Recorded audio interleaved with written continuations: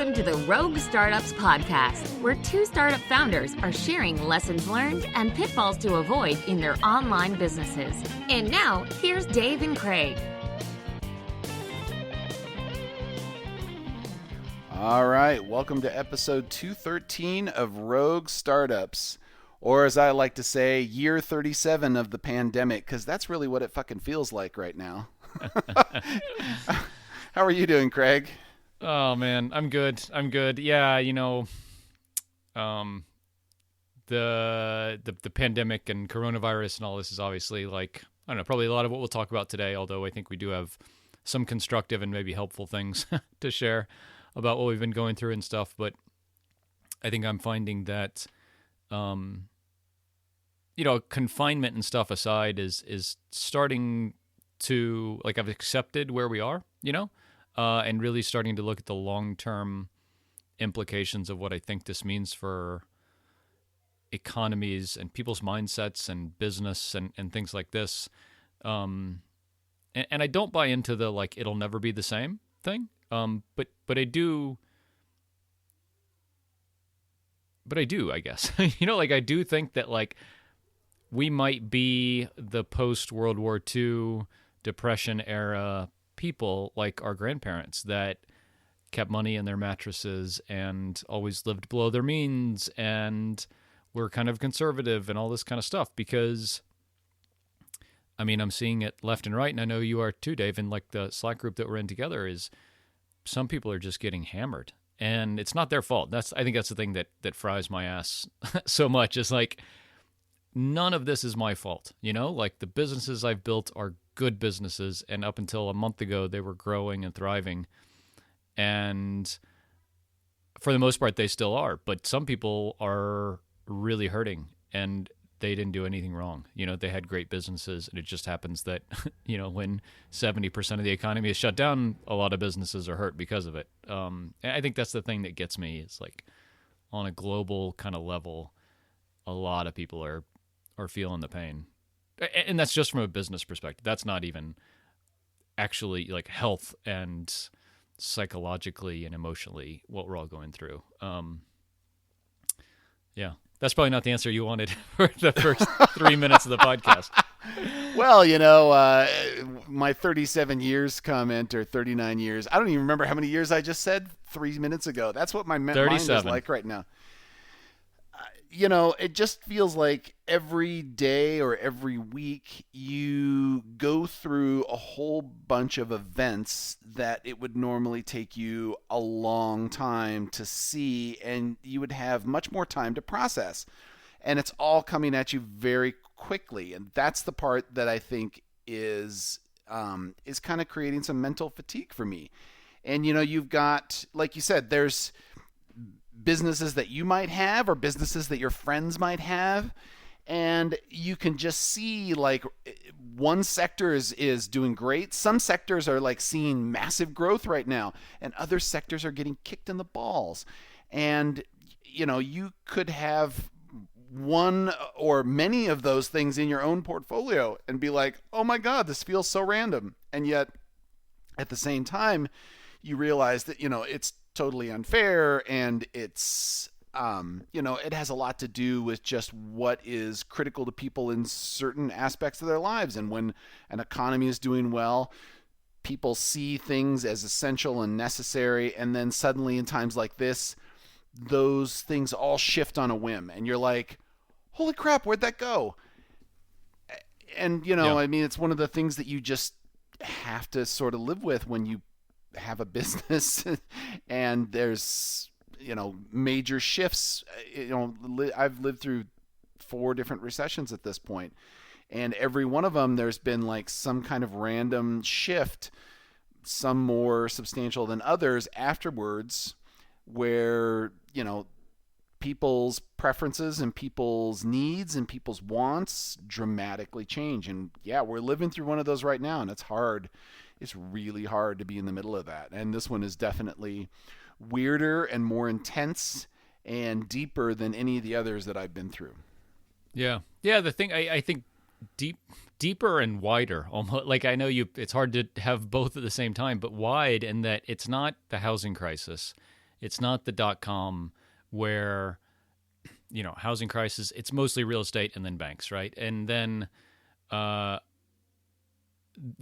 .com stuff, it's, just the .com bubble that burst and all these, like it's relatively confined. But this is like, unless you run a SaaS business or an e-commerce store that doesn't really rely on like actual manufacturing, which is like another thing that I'm sure is all jacked up, is like all these supply chains from China are not doing great right now. Not to mention the fact that like Amazon is not delivering anything that's not essential here anymore. So like you can't even ship stuff if you wanted to. But like if you're not doing one of those, you're I was going to say, let's talk about that for a second, because I think that's one of the shifts that is coming to hit. So everybody's been like using Amazon and talking about how great Amazon is, and Amazon Prime is the delivery and all of that. And now they're like, all right, we're only sending out essential stuff. And people are like, well, wait a minute. I need fish food. And okay, maybe that's not essential to you, but it's essential to me. My fish are going to die if I don't have that. So I think that all of a sudden people are like, oh, there's this whole world outside of Amazon and people that are selling things on these small websites. So, that's one of those subtle shifts that I'm seeing happen. Mm-hmm. Mm-hmm. Yeah. Yeah. And maybe that's good, and I think that's like, we're seeing at Castos a lot of interest in podcasting right now. And I think that's the decentralization a little bit. One is people are home and they don't have anything else to do, so they're going to start a podcast. But, maybe what you're seeing in like Shopify is a bunch of people can't sell on Amazon right now, so they got to go find another way to do it. And maybe that's it, I don't know. Yeah, and it is interesting. The hard part right now is that it feels like, we've talked about this before where we're like, oh, well, everything's shifted. We got to throw the playbook out. You might have a library of playbooks that you're, sticking around from all these years and all this content that you've saved. Almost all of it has shifted to the point where you're like, I don't know that these rules apply anymore. And you kind of have to find your way again. And in a way, number one, that's really scary, because as a business owner, you like to have a set of rules. I mean, I don't know about you, but I like it when things are very deterministic, because I know that if I push these buttons over here, pull these levers over here, that money comes out on the other end over there, and maybe there's a little bit of waste in the middle, and I know what all of that looks like, right? Yep. But now it's like, I don't know. All of a sudden, it's like somebody rewired the buttons, added a new one, took away one of my levers, and, I'm pushing things, trying to figure it out again, and bad things are happening. But you kind of want to just leave it alone, and you can't. Like, you have to go and refigure things out. And, yeah, like ad spend right now on Facebook and AdWords, for those that are doing ad spend, the costs overnight plummeted. And those that stuck with it were suddenly seeing like these incredible return on ad spend. I'm hearing a lot about that in e-commerce, where people were pulling back on their ad spends. And those that didn't were suddenly like, holy shit, this is more effective than it used to be, because they didn't have any competition overnight, which is super bizarre. And like, I had this with my Shopify App Store ads right now. When this all hit, I was kind of thinking to myself, do I really want to keep spending this? I mean, it's kind of a lot. Right now I'm probably burning about $1,000 a month on ads in Shopify, but I haven't pulled back on that spend. In fact, I upped it a little bit and I added some keywords, and it's not hurting me. I'll just say, it has been the right answer to stay in there, to stay visible, because there's still lots of activity there. If I had pulled back at that point, I would have lost a lot of business that I'm currently now seeing. So it's definitely one of those things, like, your instinct says to do one. If you do the other, it turns out to be the right answer, and you kind of didn't know which way it was really going to go, right? Mm-hmm. Yeah. Yeah, no, it is unprecedented. It is unprecedented. And I think that, like, if we're honest, we have to say that we will get through this. Everyone will get through this. It might look a little different, and your your jobs and your business might look a little different on the other side. The economy will certainly come back. I think that might be the biggest light at the end of the tunnel for me. Like the biggest kind of glimmer of hope is that there's nothing fundamentally wrong with the economy other than the fact that people can't go to work. And if it doesn't last too long and a bunch of people don't get laid off that they can't get rehired, I do think the economy will come bouncing back, maybe by the end of the year, pretty strong. That's a big if. That's a big if. Because, I mean, if we here in France and Italy and Spain are seeing that, like, yeah, the curve is flattening, but we're certainly not able to go back to restaurants and people are not able to go back to work yet. And that's probably not going to happen anytime soon. So we're going to be confined for, I think, at least 2 months, and we're not just a month into it now. So to think that we all are halfway through confinement and like many, many, many businesses, I don't care how much stimulus they get, can't survive with 2 months of no revenue. And the trickle down that has. If it doesn't last too long, I actually think the economy can come back and be relatively healthy, because a lot of people want to support their local businesses and they're just not able to now. And I don't know about you, Dave, but like we're not spending any money right now. We're not going out shopping or going out to dinner or anything. So like, yeah, all this disposable income that we have for that stuff is just sitting there. And so like from a personal finance standpoint, other than my retirement's getting hammered, we're doing better than we were last month. So that's maybe a silver lining. I don't know. Well, yeah, I mean, there's, I think what's funny is I think we are now in an unprecedented time of the use of the word unprecedented. Yeah. Everything we're just talking about, oh, this is really unprecedented, the coronavirus, oh, this is really unprecedented, it's like everything's unprecedented right now. So you don't have a model. You're not standing on a ground that you really understand or that feels firm. And so like, yeah, I mean, on the one hand, you see like, holy shit, there's how many job unemployment claims were last month here in the U.S.? It was some record number. I want to say like 10 million or something like that. I mean, this didn't even like compare to the Great Depression or the crash of 2008 or any of these other things. It was just like right straight through the roof. But at the same time, like you said, there's this other side of it, which is everybody's stuck at home, and those that are working from home and have jobs right now, there's pent-up demand. Like, we want to go out, we want to do things, we want to go to restaurants, we'd like to go on vacations, we'd like to do all of this stuff, and we can't do any of it. So when we get the all clear signal, what's that going to mean? Because it seems to me like we're going to have this rush into the economy where all of this demand suddenly comes and tries to fulfill in one shot. And it seems like we're going to have this weird imbalance for a while where a lot of these businesses collapsed and they just can't reopen.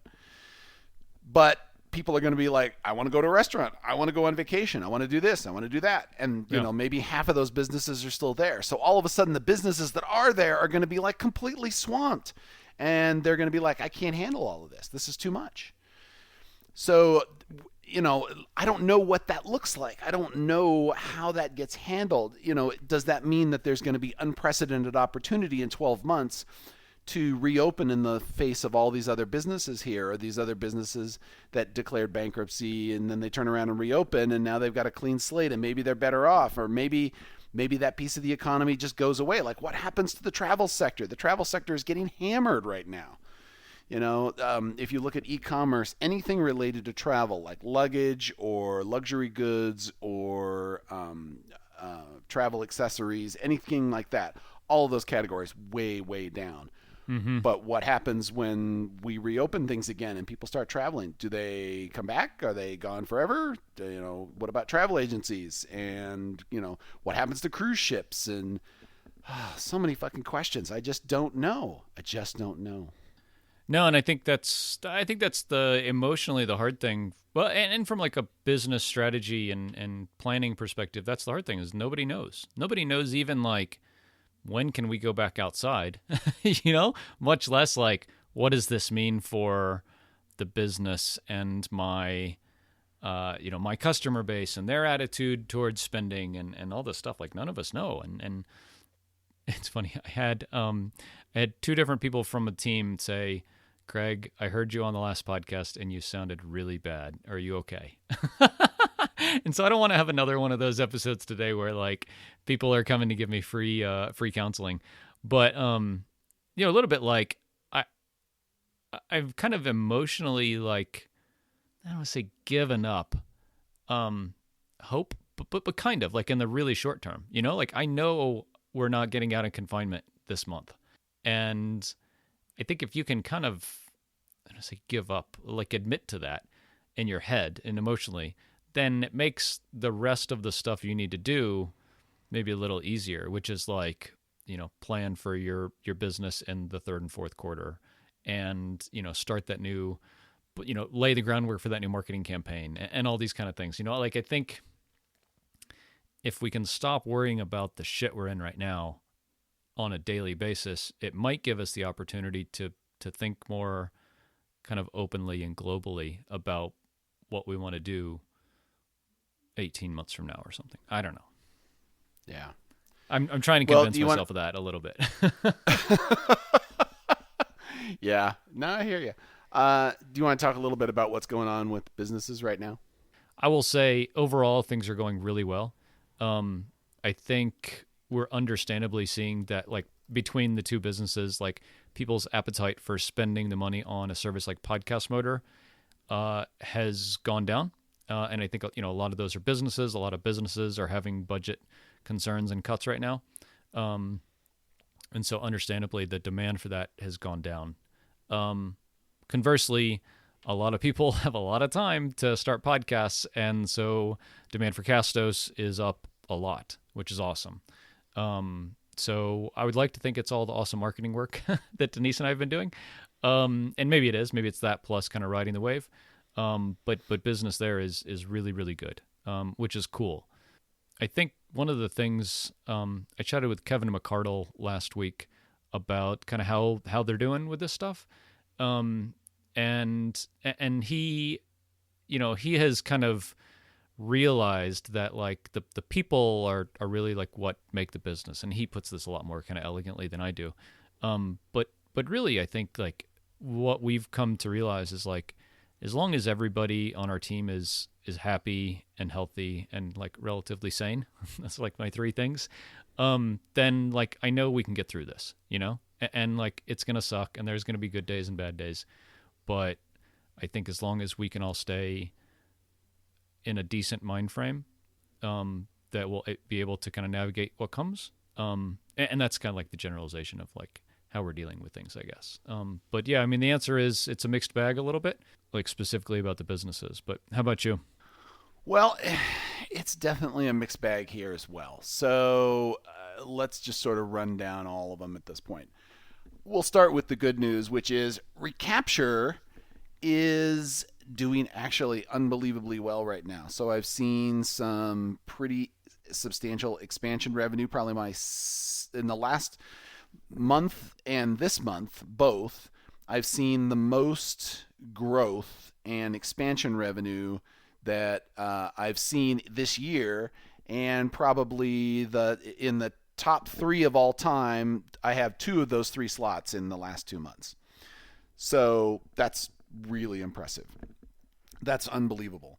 So that's really great. I like that part. But I also had last month the highest month of churn I have ever seen. So, it's like the 2 of those combined to like eke me out in the positives, and it was still okay. But, seeing all those numbers change that rapidly is scary as hell. So there was that. This month, I'm not seeing that same kind of churn. So I have a feeling it was kind of a one-time panic. People were shutting down their businesses or seeing immediate impacts, and those that are surviving are now seeing positive impacts. I'm still seeing some pretty decent growth. I'm seeing lots of trials. So from that standpoint, Recapture is doing fine. The plugins are a slightly different story. Business Directory plugin, if you did not know that there was a pandemic going on and you were just looking at our revenue chart, it wouldn't look like it was different than any other March or April that I've ever had historically with Business Directory, which is super weird. That is weird. I would not have expected that. And, I kind of thought, okay, well, maybe people will be home and they'll start working on stuff and it'll be some growth. No. Okay, well, maybe people are going to be shutting things down and there's going to be less interest in doing Business Directory. Nope. Neither of those happened. And it's just humming along. And AWPCP, I'm definitely seeing some declines. Last month was okay, kind of average-ish. But in general, it's slowing down, and this month is slower. Although April can be slow for that plugin. I look back at other Aprils, and April tends to be a slow month just because of tax season, I'm guessing. Mm-hmm. I mean, that's the only reason. That's the only thing that I could ever pin down and figure out why did people stop doing this during this period of time. And it was taxes. So, but that's a U.S. perspective. Not everybody's doing taxes in April in other countries.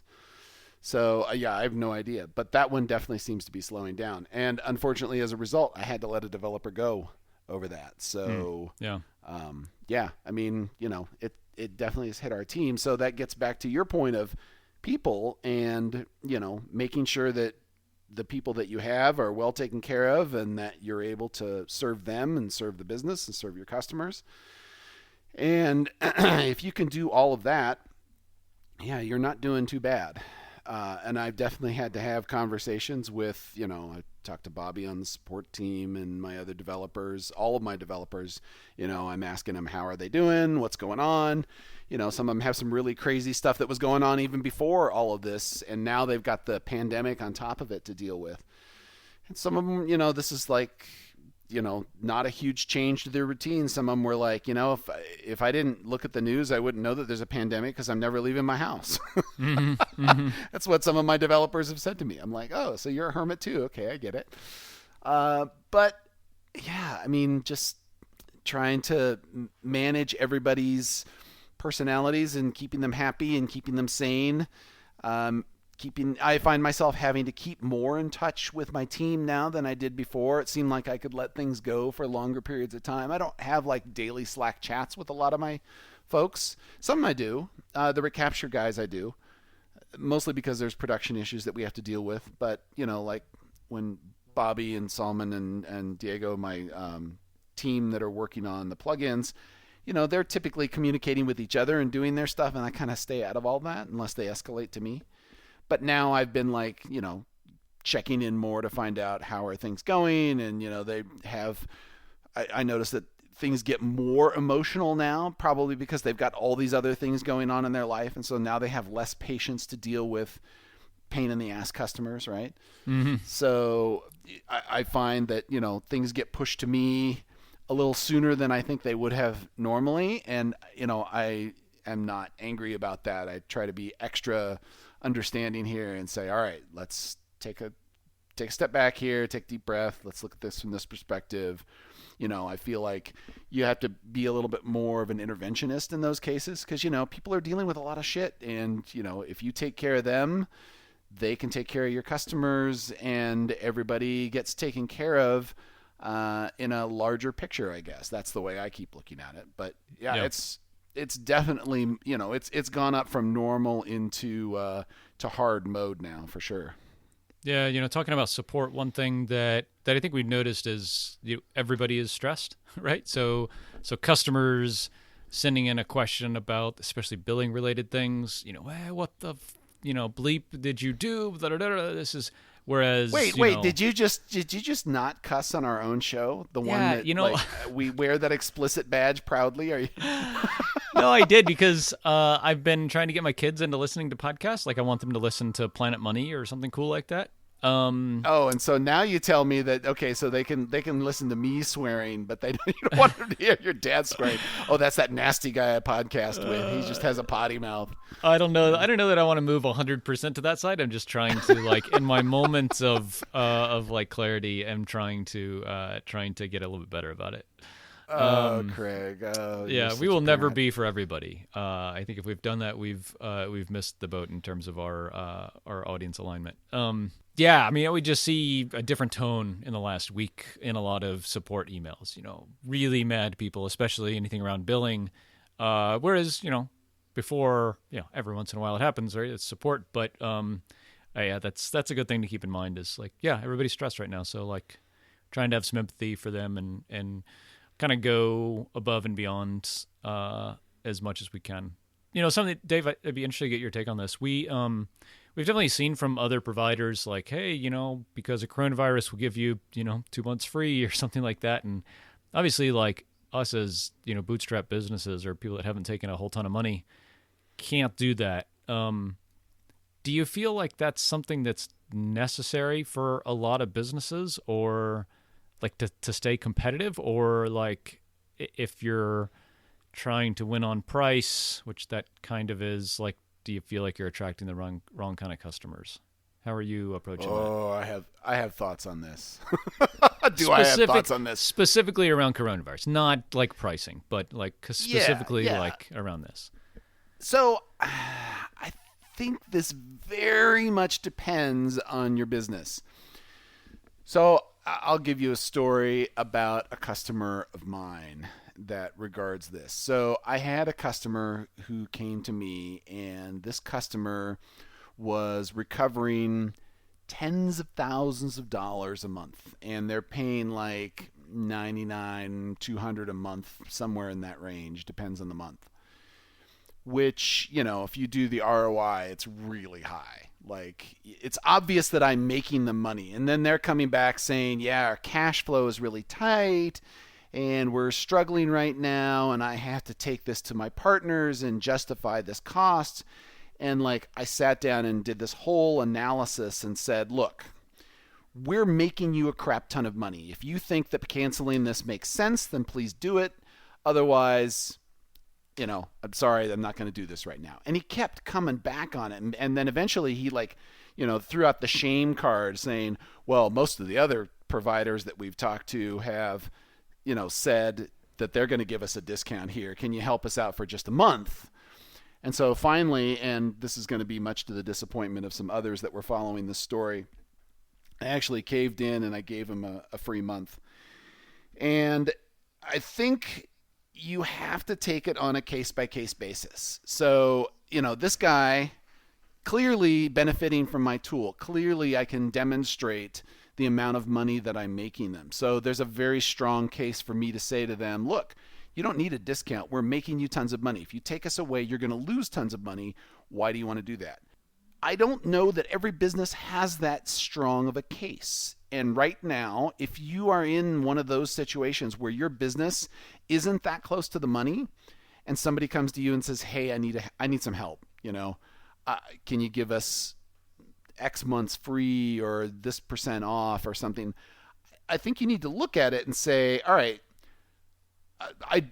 I will say this. I don't think that just giving a number of months free is the right answer, because it sends a signal that you're willing to basically devalue your service. I think, and it also means that if you don't get money and you don't have enough to run your business, you can't survive. So then it makes no sense, in my book, to give somebody free whatever for your service if they are deriving strong benefit from it. If they're not deriving benefit from it, maybe you just say, look, maybe this isn't the right thing for you now. Would you like to pause your subscription for N months and then come back later when it's available? And this is now a feature that you can do on Stripe. So I think you need to kind of look at it from a perspective of, what is it that this customer is getting from me? How can I try to keep them in the long term? And if they're deriving benefit from my service, then how can I come up with something that's a win-win proposition? But, I mean, in the case of me, he was asking for like 3 months free up front. And I'm like, no. Yeah.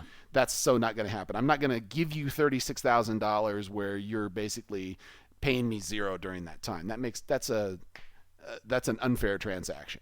Yeah. So, I think I think you have to look at it on a case by case basis, and it really depends on the kind of business you are. So this is like getting back to the aspirin, vitamin, candy analogy, right?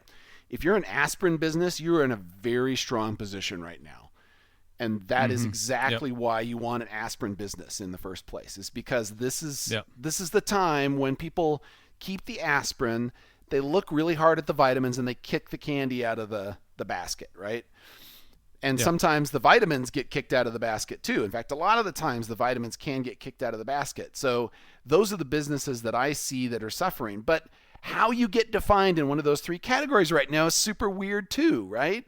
Because you could say that things like, going back to the e-commerce example I had earlier, things like luggage were a pretty strong business on its own. Like if you're going traveling, you need to have luggage, and there are ways to serve that. You've got like the specialized computer travel bags. I mean, every time I go and buy a computer bag, I don't just go and grab a random computer bag. I look on all these travel sites and find out people that have taken these things on deep treks. And it's not like I really abuse my computer bag, but when I get one, I keep it for a long time. And so for me, it's a necessity.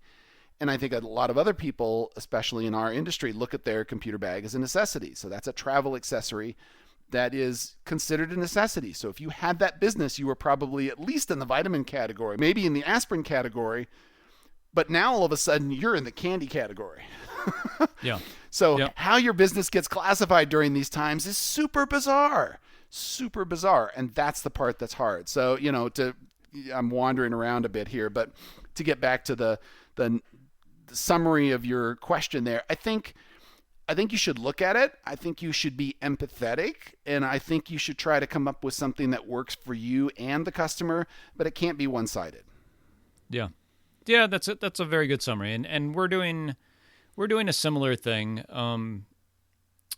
without sharing the secret sauce.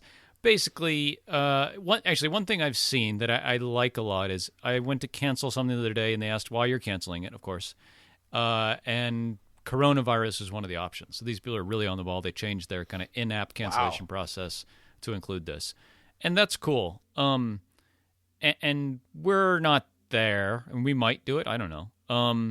But basically, people have emailed into us and said, "Hey, I lost my job," or blah blah blah.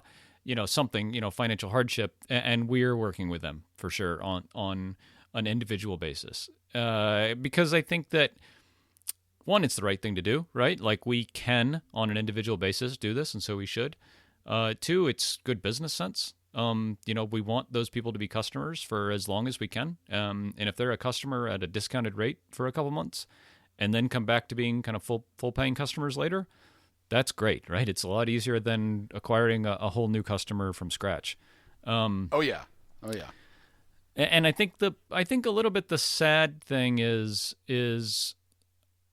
I would like to do more of this, like if I could, like if we were MailChimp, right? To say like, everybody who clicks this box gets 50% off for 2 months.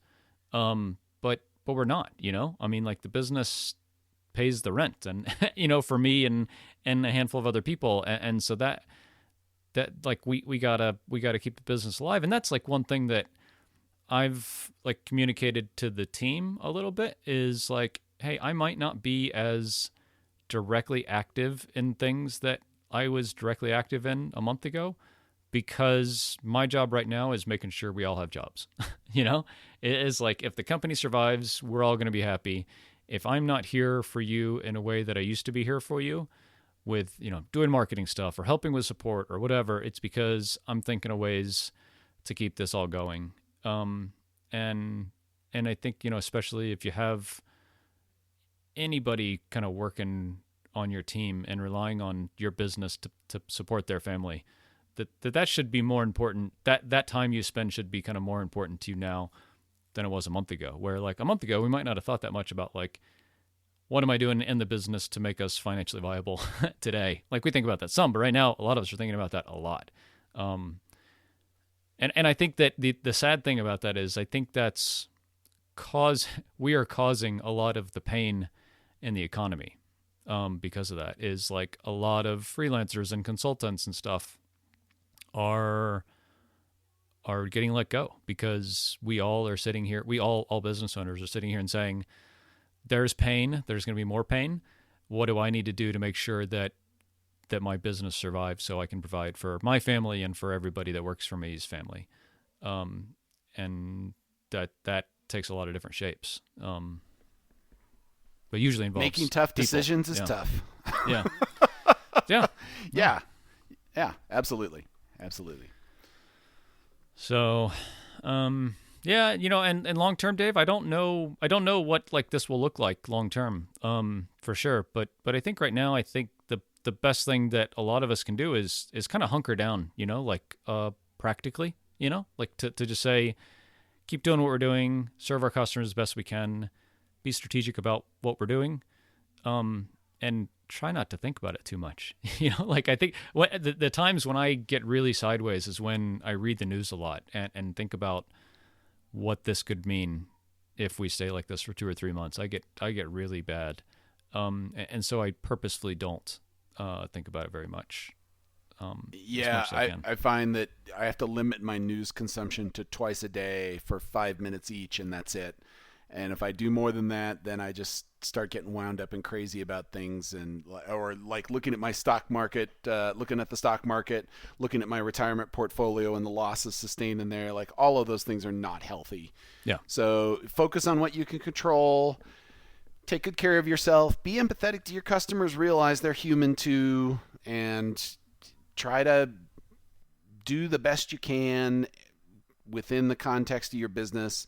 Obviously, giving things away and making one-sided deals and stuff like that doesn't work out for you. So you gotta take care of everybody. But I think that's okay to say, look, this is win-win.